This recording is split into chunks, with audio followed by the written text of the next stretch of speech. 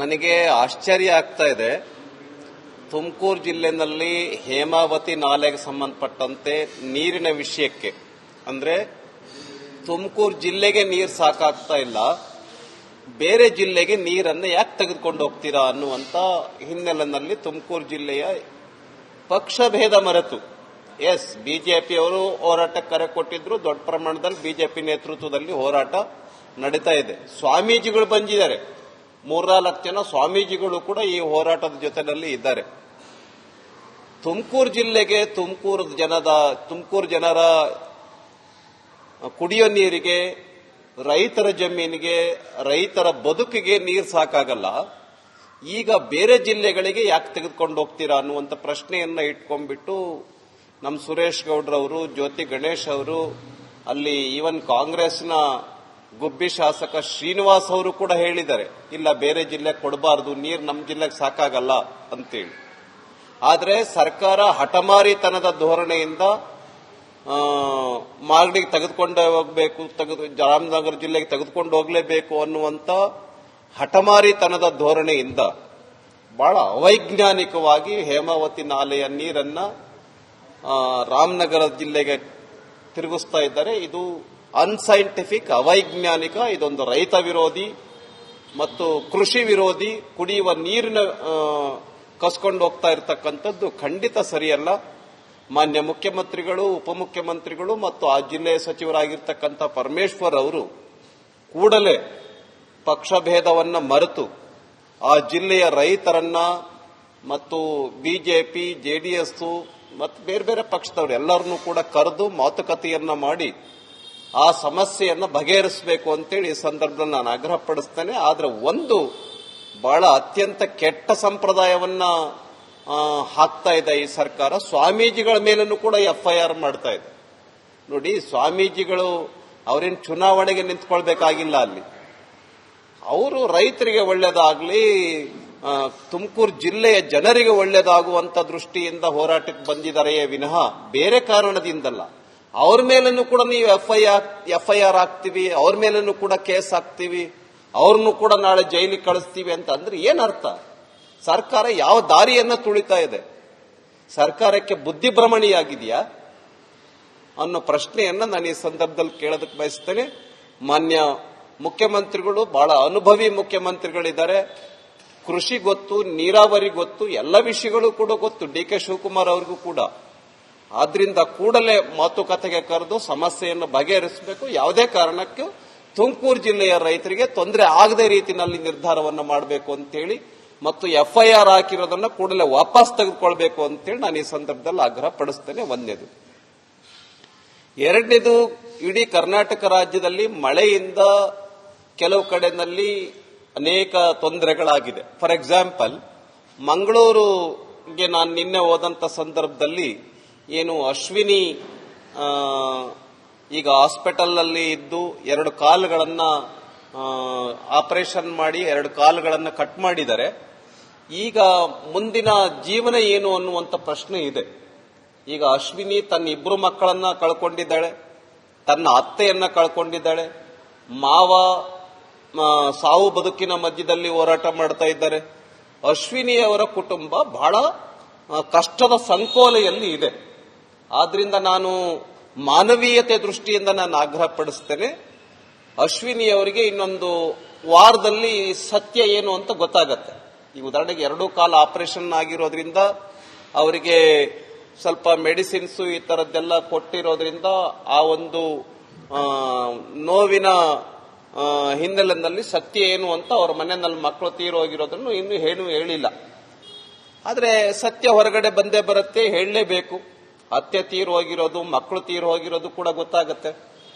ಇನ್ನೂ ಬಹಳ ಭಯಾನಕವಾಗಿರ್ತಕ್ಕಂಥ ಕಷ್ಟದಲ್ಲಿ ಅಶ್ವಿನಿಯವರು ಈಡಾಗ್ತಾರೆ. ಆದ್ರಿಂದ ನಾನು ಅಲ್ಲಿ ಜಿಲ್ಲಾ ಕಚೇರಿಯಲ್ಲಿನೋ, ತಾಲೂಕ್ ಕಚೇರಿಯಲ್ಲಿನೋ ಅಥವಾ ಇನ್ಯಾವುದಾದ್ರೂ ಸರ್ಕಾರಿ ಇಲಾಖೆನಲ್ಲಿ ಆಕೆ ಹೆಂಗಿದ್ರು ಕೂಡ SSLC ಓದಿದ್ದಾಳೆ, 39 ವರ್ಷ. ಆಕೆಗೆ ಮಾನವೀಯ ಹಿನ್ನೆಲೆಯಲ್ಲಿ, ಮಾನವೀಯತೆಯ ಆಧಾರದ ಮೇಲೆ ಒಂದು ಸರ್ಕಾರಿ ನೌಕರಿಯನ್ನ ಅಶ್ವಿನಿ ಅವರಿಗೆ ಕೊಡಬೇಕು ಅಂತೇಳಿ ನಾನು ಸರ್ಕಾರಕ್ಕೆ, ಮುಖ್ಯಮಂತ್ರಿಗಳಲ್ಲಿ ಪ್ರಾರ್ಥನೆಯನ್ನ ಮಾಡ್ತೇನೆ. ನನಗೆ ಆಶ್ಚರ್ಯ ಆಗ್ತಾ ಇದೆ. ತುಮಕೂರು ಜಿಲ್ಲೆನಲ್ಲಿ ಹೇಮಾವತಿ ನಾಲೆಗೆ ಸಂಬಂಧಪಟ್ಟಂತೆ ನೀರಿನ ವಿಷಯಕ್ಕೆ ಅಂದ್ರೆ ತುಮಕೂರು ಜಿಲ್ಲೆಗೆ ನೀರು ಸಾಕಾಗ್ತಾ ಇಲ್ಲ, ಬೇರೆ ಜಿಲ್ಲೆಗೆ ನೀರನ್ನು ಯಾಕೆ ತೆಗೆದುಕೊಂಡು ಹೋಗ್ತೀರಾ ಅನ್ನುವಂತ ಹಿನ್ನೆಲೆಯಲ್ಲಿ ತುಮಕೂರು ಜಿಲ್ಲೆಯ ಪಕ್ಷಭೇದ ಮರೆತು ಬಿಜೆಪಿಯವರು ಹೋರಾಟಕ್ಕೆ ಕರೆ ಕೊಟ್ಟಿದ್ರು. ದೊಡ್ಡ ಪ್ರಮಾಣದಲ್ಲಿ ಬಿಜೆಪಿ ನೇತೃತ್ವದಲ್ಲಿ ಹೋರಾಟ ನಡೀತಾ ಇದೆ. ಸ್ವಾಮೀಜಿಗಳು ಬಂದಿದ್ದಾರೆ, 3-4 ಜನ ಸ್ವಾಮೀಜಿಗಳು ಕೂಡ ಈ ಹೋರಾಟದ ಜೊತೆಯಲ್ಲಿ ಇದ್ದಾರೆ. ತುಮಕೂರು ಜಿಲ್ಲೆಗೆ ತುಮಕೂರು ಜನರ ಕುಡಿಯೋ ನೀರಿಗೆ, ರೈತರ ಜಮೀನಿಗೆ, ರೈತರ ಬದುಕಿಗೆ ನೀರು ಸಾಕಾಗಲ್ಲ. ಈಗ ಬೇರೆ ಜಿಲ್ಲೆಗಳಿಗೆ ಯಾಕೆ ತೆಗೆದುಕೊಂಡು ಹೋಗ್ತೀರಾ ಅನ್ನುವಂಥ ಪ್ರಶ್ನೆಯನ್ನ ಇಟ್ಕೊಂಡ್ಬಿಟ್ಟು ನಮ್ಮ ಸುರೇಶ್ ಗೌಡ್ರವರು, ಜ್ಯೋತಿ ಗಣೇಶ್ ಅವರು, ಅಲ್ಲಿ ಈವನ್ ಕಾಂಗ್ರೆಸ್ನ ಗುಬ್ಬಿ ಶಾಸಕ ಶ್ರೀನಿವಾಸ್ ಅವರು ಕೂಡ ಹೇಳಿದ್ದಾರೆ, ಇಲ್ಲ ಬೇರೆ ಜಿಲ್ಲೆಗೆ ಕೊಡಬಾರದು, ನೀರು ನಮ್ಮ ಜಿಲ್ಲೆಗೆ ಸಾಕಾಗಲ್ಲ ಅಂತೇಳಿ. ಆದರೆ ಸರ್ಕಾರ ಹಠಮಾರಿತನದ ಧೋರಣೆಯಿಂದ ಮಾಗಡಿಗೆ ತೆಗೆದುಕೊಂಡು ಹೋಗಬೇಕು, ರಾಮನಗರ ಜಿಲ್ಲೆಗೆ ತೆಗೆದುಕೊಂಡು ಹೋಗಲೇಬೇಕು ಅನ್ನುವಂತ ಹಠಮಾರಿತನದ ಧೋರಣೆಯಿಂದ ಬಹಳ ಅವೈಜ್ಞಾನಿಕವಾಗಿ ಹೇಮಾವತಿ ನಾಲೆಯ ನೀರನ್ನ ರಾಮನಗರ ಜಿಲ್ಲೆಗೆ ತಿರುಗಿಸ್ತಾ ಇದ್ದಾರೆ. ಇದು ಅನ್ಸೈಂಟಿಫಿಕ್, ಅವೈಜ್ಞಾನಿಕ, ಇದೊಂದು ರೈತ ವಿರೋಧಿ ಮತ್ತು ಕೃಷಿ ವಿರೋಧಿ, ಕುಡಿಯುವ ನೀರಿನ ಕಸ್ಕೊಂಡು ಹೋಗ್ತಾ ಇರತಕ್ಕಂಥದ್ದು ಖಂಡಿತ ಸರಿಯಲ್ಲ. ಮಾನ್ಯ ಮುಖ್ಯಮಂತ್ರಿಗಳು, ಉಪಮುಖ್ಯಮಂತ್ರಿಗಳು ಮತ್ತು ಆ ಜಿಲ್ಲೆಯ ಸಚಿವರಾಗಿರ್ತಕ್ಕಂಥ ಪರಮೇಶ್ವರ್ ಅವರು ಕೂಡಲೇ ಪಕ್ಷಭೇದವನ್ನ ಮರೆತು ಆ ಜಿಲ್ಲೆಯ ರೈತರನ್ನ ಮತ್ತು ಬಿಜೆಪಿ, ಜೆಡಿಎಸ್ ಮತ್ತು ಬೇರೆ ಬೇರೆ ಪಕ್ಷದವರು ಎಲ್ಲರನ್ನೂ ಕೂಡ ಕರೆದು ಮಾತುಕತೆಯನ್ನ ಮಾಡಿ ಆ ಸಮಸ್ಯೆಯನ್ನು ಬಗೆಹರಿಸಬೇಕು ಅಂತೇಳಿ ಈ ಸಂದರ್ಭದಲ್ಲಿ ನಾನು ಆಗ್ರಹಪಡಿಸ್ತೇನೆ. ಆದರೆ ಒಂದು ಬಹಳ ಅತ್ಯಂತ ಕೆಟ್ಟ ಸಂಪ್ರದಾಯವನ್ನ ಹಾಕ್ತಾ ಇದೆ ಈ ಸರ್ಕಾರ. ಸ್ವಾಮೀಜಿಗಳ ಮೇಲೂ ಕೂಡ ಎಫ್ಐಆರ್ ಮಾಡ್ತಾ ಇದೆ. ನೋಡಿ, ಸ್ವಾಮೀಜಿಗಳು ಅವರೇನು ಚುನಾವಣೆಗೆ ನಿಂತ್ಕೊಳ್ಬೇಕಾಗಿಲ್ಲ. ಅಲ್ಲಿ ಅವರು ರೈತರಿಗೆ ಒಳ್ಳೇದಾಗ್ಲಿ, ತುಮಕೂರು ಜಿಲ್ಲೆಯ ಜನರಿಗೆ ಒಳ್ಳೇದಾಗುವಂತ ದೃಷ್ಟಿಯಿಂದ ಹೋರಾಟಕ್ಕೆ ಬಂದಿದ್ದಾರೆಯೇ ವಿನಃ ಬೇರೆ ಕಾರಣದಿಂದಲ್ಲ.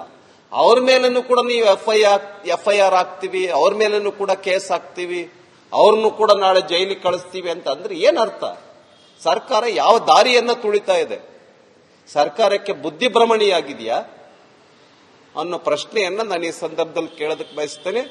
ಮಾನ್ಯ ಮುಖ್ಯಮಂತ್ರಿಗಳು ಬಹಳ ಅನುಭವಿ ಮುಖ್ಯಮಂತ್ರಿಗಳಿದ್ದಾರೆ. ಕೃಷಿ ಗೊತ್ತು, ನೀರಾವರಿ ಗೊತ್ತು, ಎಲ್ಲ ವಿಷಯಗಳು ಕೂಡ ಗೊತ್ತು ಡಿ ಕೆ ಶಿವಕುಮಾರ್ ಅವ್ರಿಗೂ ಕೂಡ. ಆದ್ರಿಂದ ಕೂಡಲೇ ಮಾತುಕತೆಗೆ ಕರೆದು ಸಮಸ್ಯೆಯನ್ನು ಬಗೆಹರಿಸಬೇಕು. ಯಾವುದೇ ಕಾರಣಕ್ಕೂ ತುಮಕೂರು ಜಿಲ್ಲೆಯ ರೈತರಿಗೆ ತೊಂದರೆ ಆಗದ ರೀತಿಯಲ್ಲಿ ನಿರ್ಧಾರವನ್ನು ಮಾಡಬೇಕು ಅಂತೇಳಿ ಮತ್ತು ಎಫ್ಐಆರ್ ಹಾಕಿರೋದನ್ನ ಕೂಡಲೇ ವಾಪಸ್ ತೆಗೆದುಕೊಳ್ಬೇಕು ಅಂತೇಳಿ ನಾನು ಈ ಸಂದರ್ಭದಲ್ಲಿ ಆಗ್ರಹ ಪಡಿಸ್ತೇನೆ. ಒಂದನೇದು. ಎರಡನೇದು, ಇಡೀ ಕರ್ನಾಟಕ ರಾಜ್ಯದಲ್ಲಿ ಮಳೆಯಿಂದ ಕೆಲವು ಕಡೆನಲ್ಲಿ ಅನೇಕ ತೊಂದರೆಗಳಾಗಿದೆ. ಫಾರ್ ಎಕ್ಸಾಂಪಲ್, ಮಂಗಳೂರಿಗೆ ನಾನು ನಿನ್ನೆ ಹೋದಂತ ಸಂದರ್ಭದಲ್ಲಿ ಏನು ಅಶ್ವಿನಿ ಈಗ ಹಾಸ್ಪಿಟಲ್ನಲ್ಲಿ ಇದ್ದು 2 ಕಾಲುಗಳನ್ನ ಆಪರೇಷನ್ ಮಾಡಿ 2 ಕಾಲುಗಳನ್ನ ಕಟ್ ಮಾಡಿದ್ದಾರೆ.